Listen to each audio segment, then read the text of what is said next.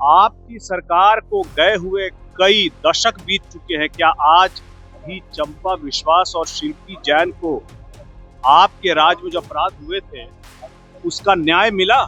जब आप आरोप लगाते हैं एक उंगली से तो चार उंगलियां आपकी तरफ भी, आपके इतिहास की तरफ भी दिखा रही होती है। आप इन सारी प्रक्रियाओं को चलने दीजिए, जल्द ही दूध का दूध और पानी का पानी हो जाएगा। आपका कंसर्न एक वाजिब है कि आप जांच होनी चाहिए इस चीज की। यूजीसी बिल कोर्ट में गया और कोर्ट ने रोक लगा दी।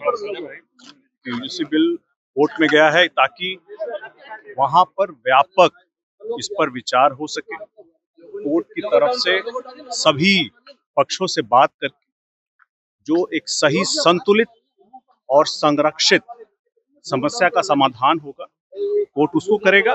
सभी पक्षों को अपनी राय रखने का मौका मिलेगा और मुझे लगता है संविधान सम्मत ही फैसला होगा। सर, बिहार में नीट मामले पर गलत काम हुआ, विपक्ष के लोग सवाल उठा रहे हैं कि कितना दिन चाहिए जांच के लिए? भाई 22 दिन हो गया। विपक्ष में कौन सवाल उठा रहे हैं? जो सवाल उठा रहे हैं उनसे पूछा जाए कि जैसे ही ये घटना हुई तुरंत ही उसकी जांच के लिए एसआईटी गठित कर दी गई और जांच चल रही है। आपकी सरकार को गए हुए कई दशक बीत चुके हैं। क्या आज भी चंपा विश्वास और शिल्पी जैन को आपके राज्य में जो अपराध हुए थे उसका न्याय मिला? यहाँ पर जांच चल रही है और जल्दी ही इस जांच का नतीजा भी आएगा और जो भी आरोपी होंगे वो बचेंगे नहीं, दोषियों को बख्शा नहीं जाएगा।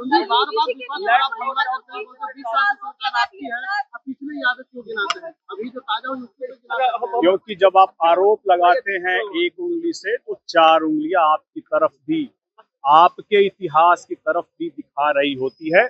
इसीलिए अगर आपको सवाल करना है तो आपके पास नैतिक अधिकार होना चाहिए सवाल पूछने का। अगर आप सवाल पूछेंगे सरकार के कार्यकलाप पर जो कि बेहतरीन काम कर रही है तो आपके ऊपर भी सवाल पूछे जाएंगे।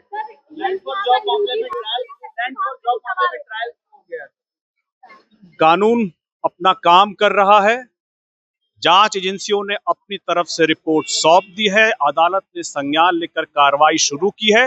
उम्मीद की जानी चाहिए कि दूध का दूध और पानी का पानी होगा।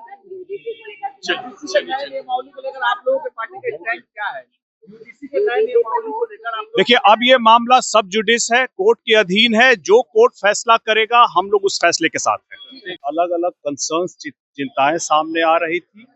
कोर्ट में जाने का मतलब है कि सभी पक्षकारों से, हितधारकों से बात किया जाएगा, सभी के पक्षों को सुना जाएगा और इसके बाद जो कोर्ट फैसला लेगी वो संविधान सम्मत फैसला लेगी और कोर्ट जो भी फैसला लेगी सभी को मंजूर होना चाहिए।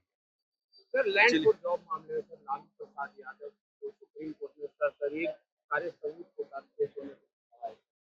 देखिए, कानून अपना काम कर रहा है, जांच एजेंसियों ने अपना कार्य किया, उन्होंने अपनी रिपोर्ट सौंप दी, अदालत ने उसका संज्ञान लेते हुए आरोप तय कर दिए।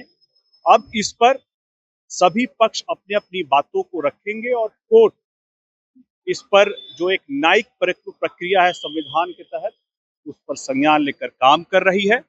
आप इन सारी प्रक्रियाओं को चलने दीजिए, जल्द ही दूध का दूध और पानी का पानी हो जाएगा। सर, ममता बनर्जी लगातार सवाल उठा रही है जो प्लेन क्रैश हुआ है, उसमें कह रहे हैं कि मुझे एजेंसियों की जांच पर भरोसा नहीं है।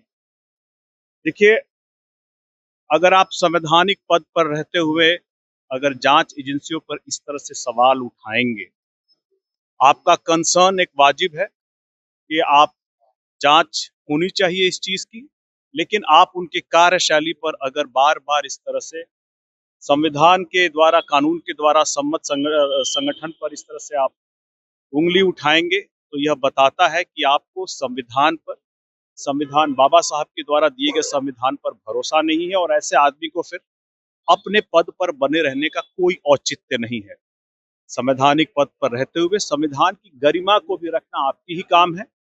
जांच एजेंसियां जब जांच करती हैं हर पहलुओं को ध्यान में रखकर जांच करती हैं और उसी जांच के आधार पर ही सुप्रीम कोर्ट में आरोप तय किए गए हैं। आपको भी पता है, जांच एजेंसियों के इस पर आपको विश्वास रखना चाहिए और उसके बाद फिर आपके पास न्यायिक प्रक्रिया का भी सहारा है।